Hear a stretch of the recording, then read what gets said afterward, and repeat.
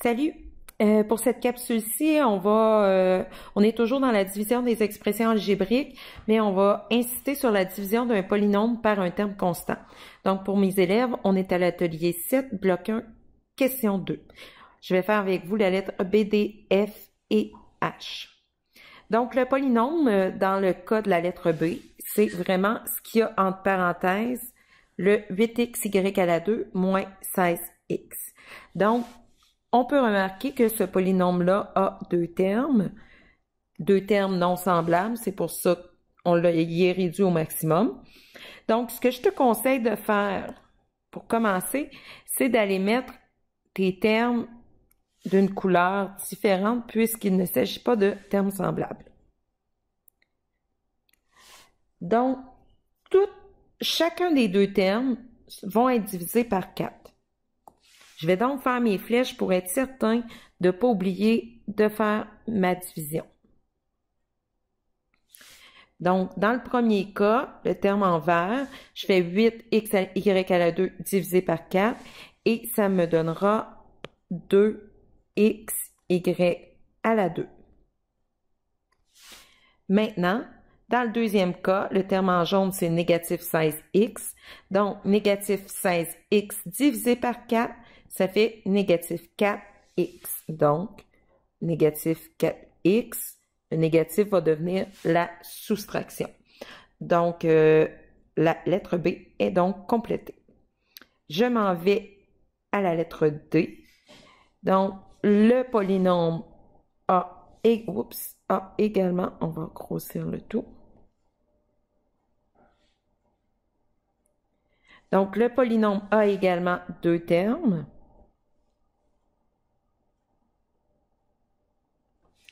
Je vais mettre le premier en jaune dans ce cas-ci et pour le deuxième terme, je vais le mettre en vert.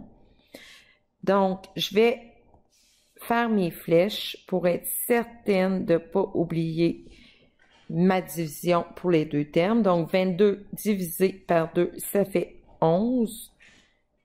Et ma pièce de monnaie, dans ce cas-ci, c'est une pièce XYZ. Voilà, j'ai fait un Z en lettres attachées. Et dans le deuxième terme, qui est vert, c'est plus 32x à la 2y divisé par 2. Donc, je fais ma flèche. Ça me fait 16, plus 16, parce que c'est plus 32 divisé par 2. Donc, la réponse va être plus 16x à la 2y. Donc, voilà pour la lettre D. Maintenant, on y va pour la lettre F. Mon polynôme a encore une fois deux termes et je veux juste insister sur le fait que si j'entoure ma pièce de monnaie, donc dans ce cas-ci, la pièce de monnaie, c'est x à la 2y et dans l'autre cas, c'est x3y à la 2.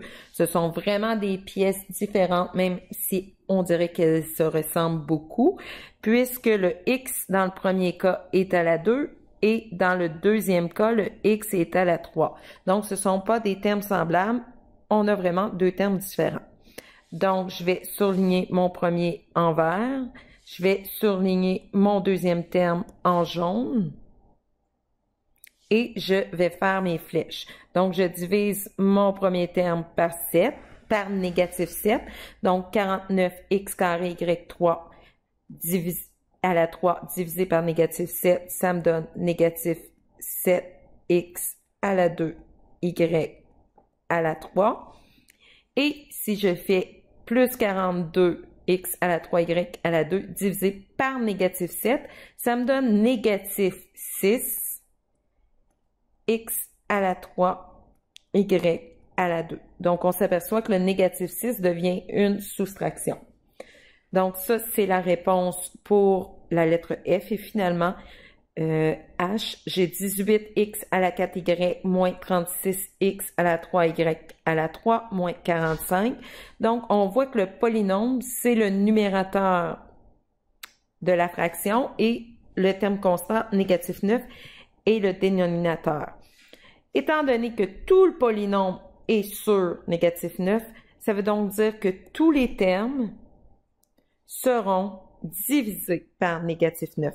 Donc, tu peux prendre le temps de refaire chacune de tes fractions.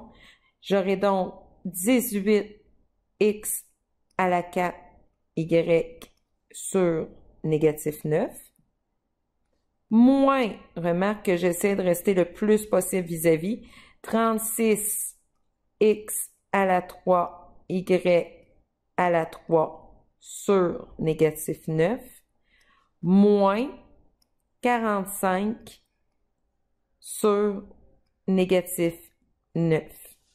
Je vais encore séparer mes termes et là, je vais faire mes divisions. Donc, 18 divisé par négatif 9, ça me donne négatif 2 et la pièce de monnaie reste inchangée. Là, je fais négatif 36 divisé par négatif 9. Oups, ça devient positif, donc plus 4x à la 3, y à la 3. Et j'ai négatif 45 divisé par négatif 9, ça devient plus 5. Donc, c'est important. Là, je n'avais pas pris le temps de surligner au marqueur, mais quand on prend le temps de surligner nos termes, on inclut forcément les symboles mathématiques d'opération. Donc, ça nous évite d'avoir des erreurs de termes. Donc, voilà, dans ce cas-ci, on avait un trinôme, il y avait 3 termes. C'est ce qui complète mon explication pour la division d'un polynôme par un terme constant. Bye!